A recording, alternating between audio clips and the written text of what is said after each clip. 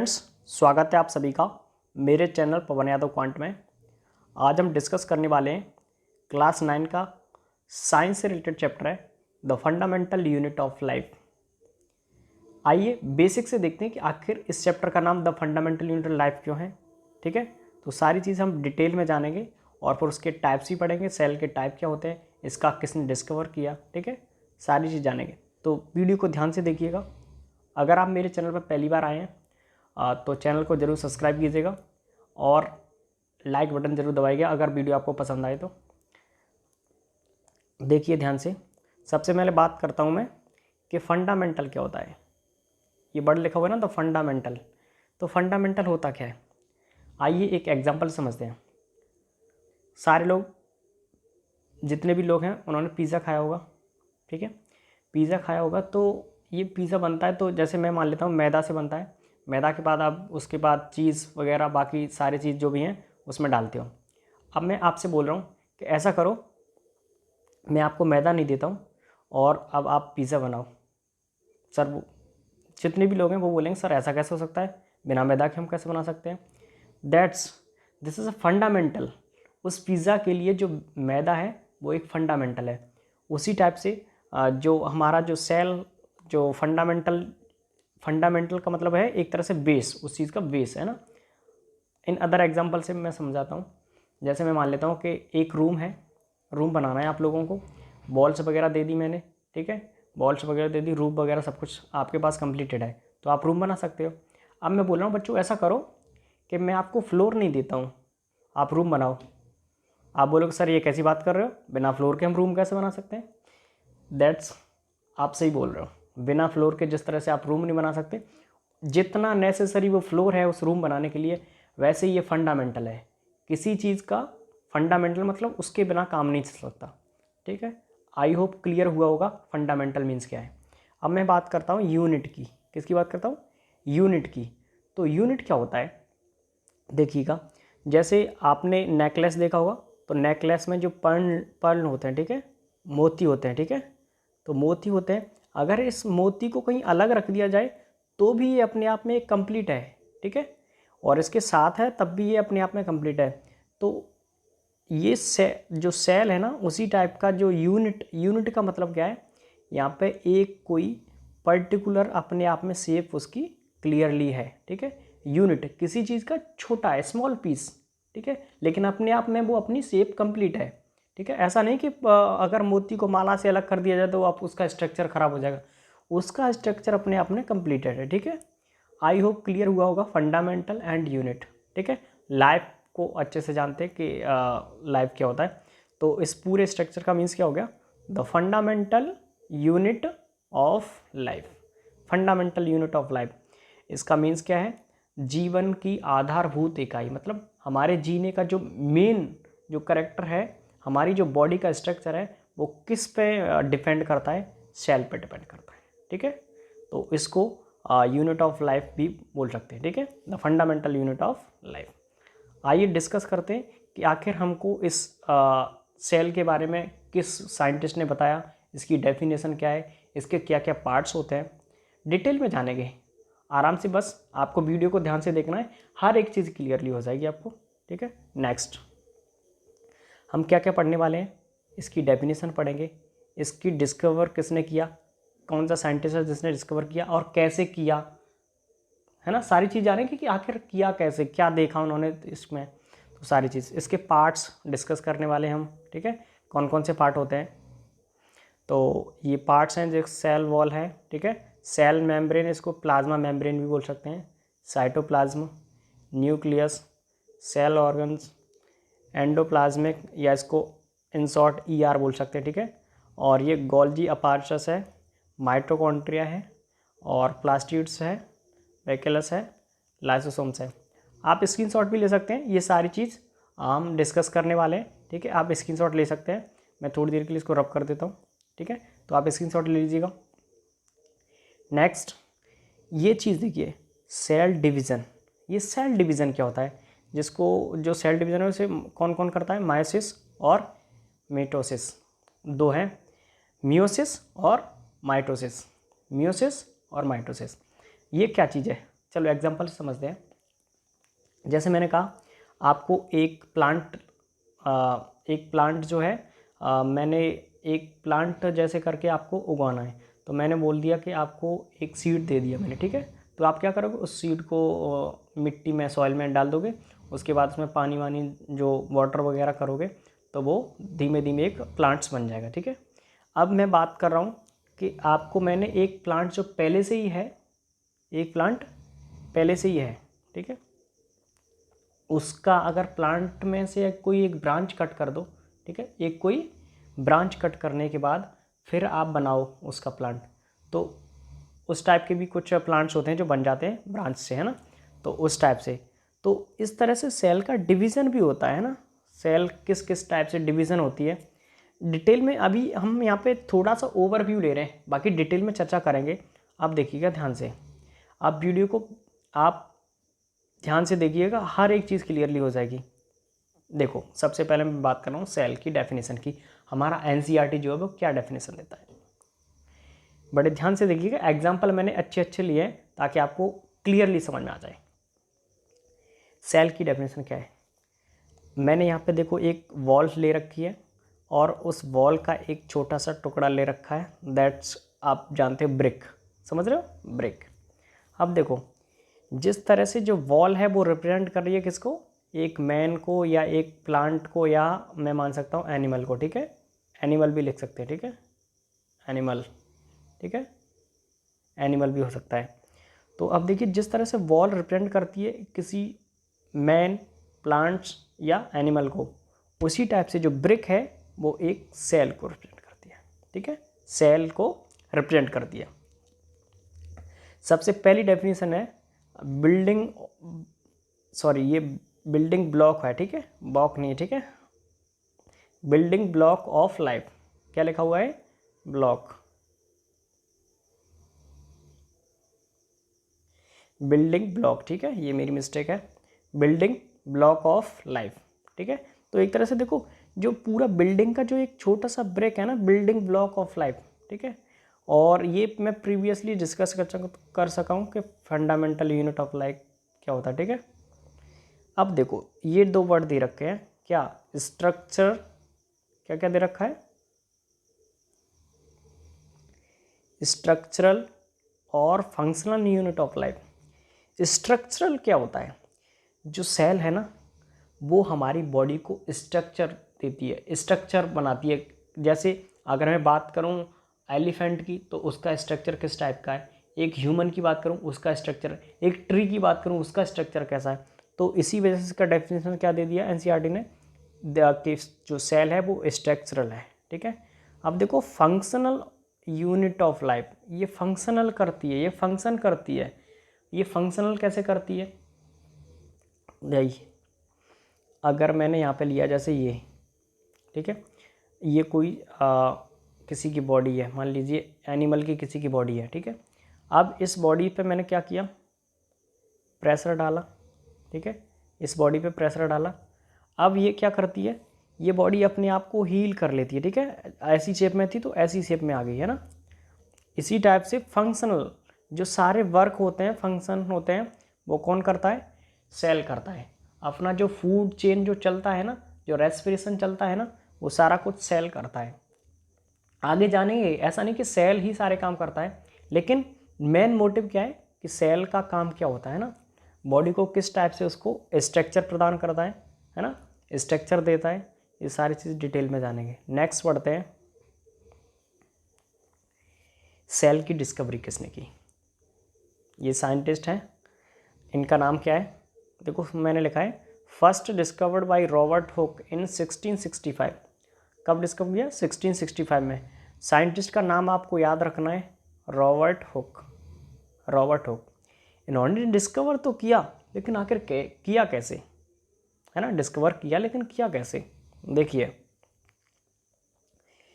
Cork is obtain from bark of tree. Bark of tree जानते हो, एक तरह से मैं हिंदी में बोल सकता हूँ छाल, पेड़ों की जो जैसे पेड़ होते हैं ना, इस टाइप के स्ट्रक्चर में जो पेड़ होते हैं, तो उनका जो ये पार्ट होता है ना, नॉट ब्रांचेस है ना, ये जो पार्ट होता है यहाँ का, ठीक है, तो उस पार्ट से इन्होंने क्या किया, माइक्रोस्कोप से देखा उसको, ठीक है। तो माइक्रोस्कोप से देखने के बाद इनको कुछ इस टाइप का स्ट्रक्चर देखा। किस टाइप का? इस टाइप का स्ट्रक्चर देखा। तो इनको इस टाइप के स्ट्रक्चर को देखने के बाद इन्हों याद आया, यार ऐसा स्ट्रक्चर तो मैंने कहीं देखा है, ऐसा स्ट्रक्चर मैंने कहीं देख चुका हूँ। तो वो कहाँ देखा था इन्होंने? हनी कॉम्ब कंपार्टमेंट, ठीक है। मधुमक्खी का जो छत्ता होता है, हनी कॉम्ब कंपार्टमेंट। उन्होंने कहा यार ऐसी शेप मैं पहले भी देख चुका हूँ। हनी कॉम्ब कंपार्टमेंट होते हैं, उनमें देखो ये जो है, ठीक है, रूम टाइप के बन रहे हैं। उन्होंने कहा यार ऐसे तो रूम टाइप के हनी कॉम्ब में बनते हैं, ऐसा ही मुझे माइक्रोस्कोप से देखने के बाद इसमें दिख रहा है। तो इन्होंने जो ये छोटे छोटे जो ब्लॉक्स हैं उनको क्या बोल दिया? रूम बोल दिया। क्या बोल दिया? रूम बोल दिया, ठीक है। लेकिन रूम लैटिन वर्ड में जो सेल का मीन्स होता है वो स्मॉल रूम होता है। क्या होता है? Cell is the Latin word जिसका मीन्स क्या होता है? Small room. इसी वजह से रॉबर्ट हुक ने इसका नाम क्या दे दिया?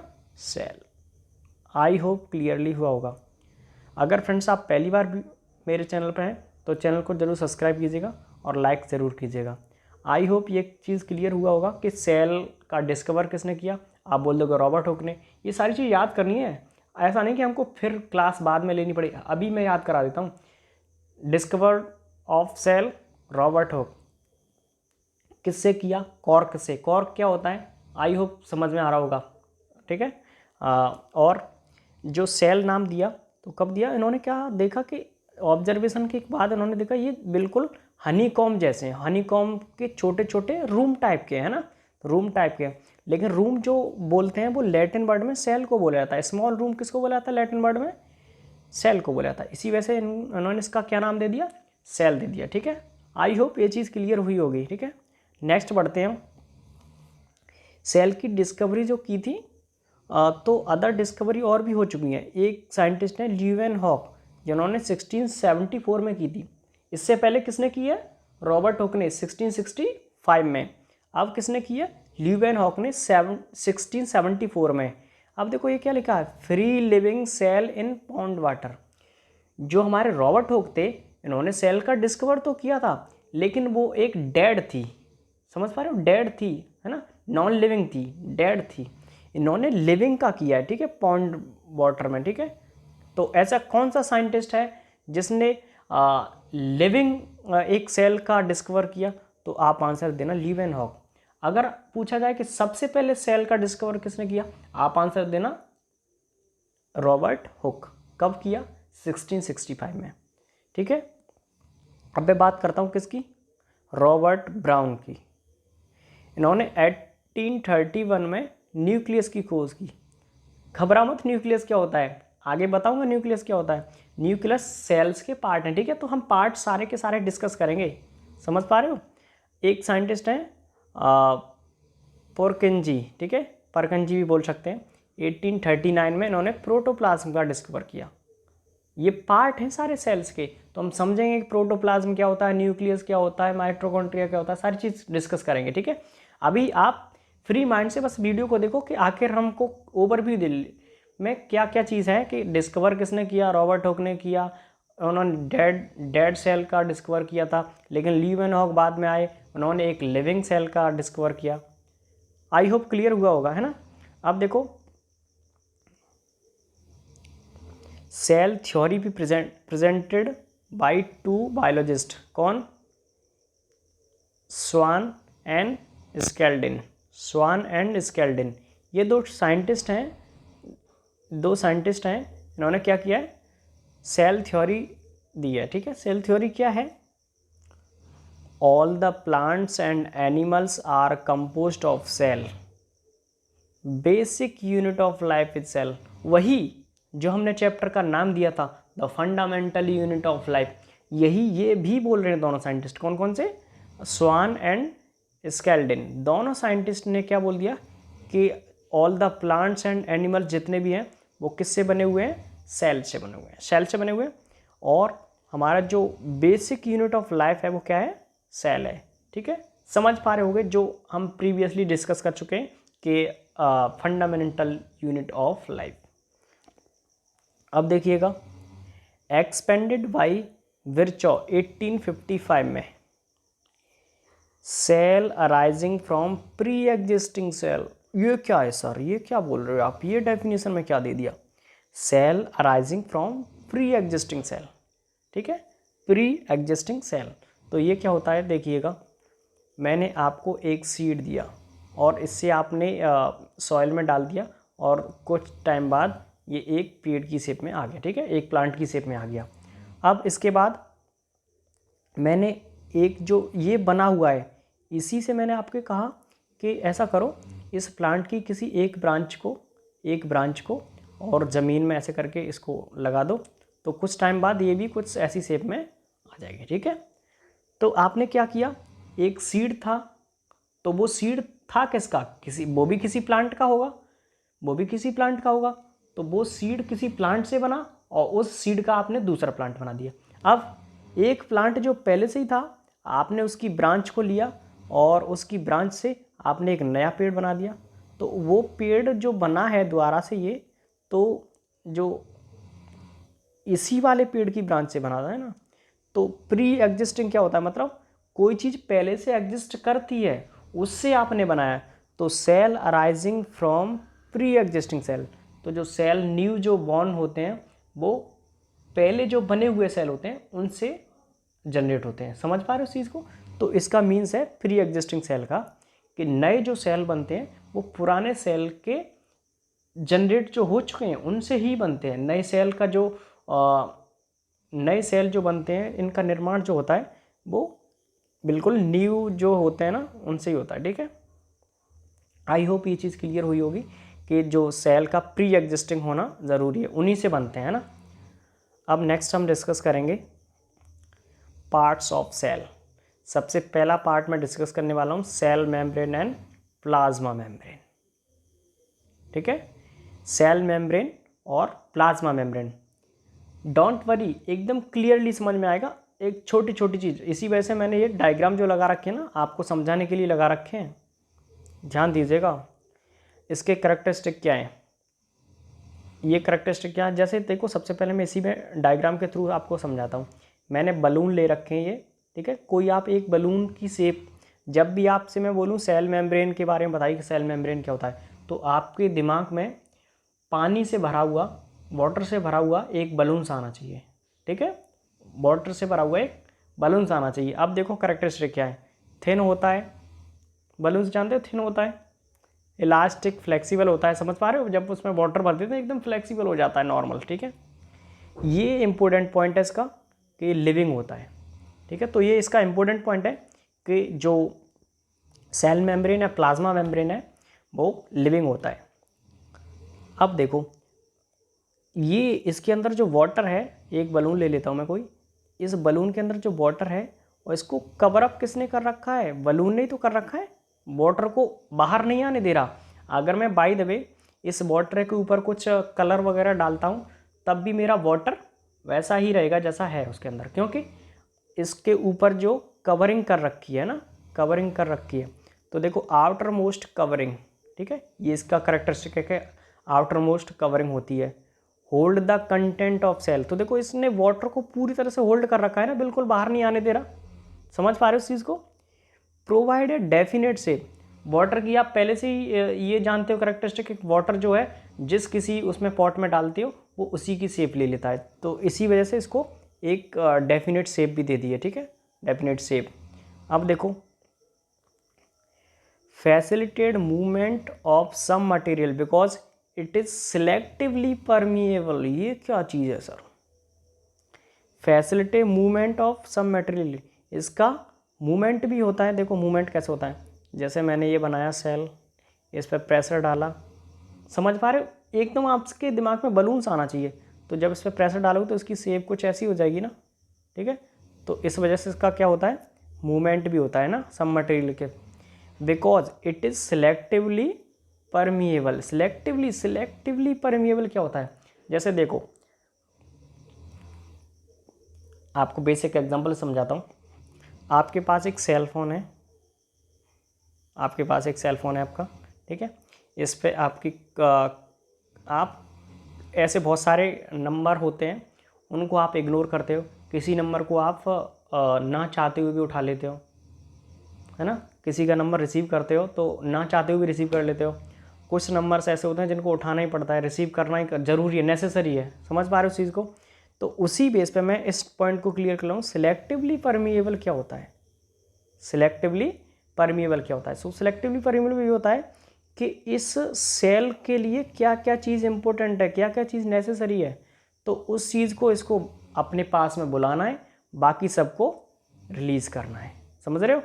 किस चीज़ को रिलीज़ करना है, किस चीज़ को टेक करना है, किस चीज़ को गिव करना है, मतलब किस चीज़ को लेना है, किसको हटाना है। ठीक है, तो ये इसी वजह से इसका नाम दे दिया सिलेक्टिवली, सिलेक्ट करता है एक तरह से।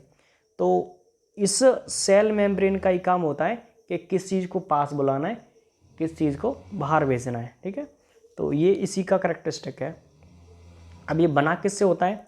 Composed of organic molecules, lipids and protein. किससे बना होता है? लिपिड्स एंड प्रोटीन से बना होता है। Flexibility enable the cell of engulf.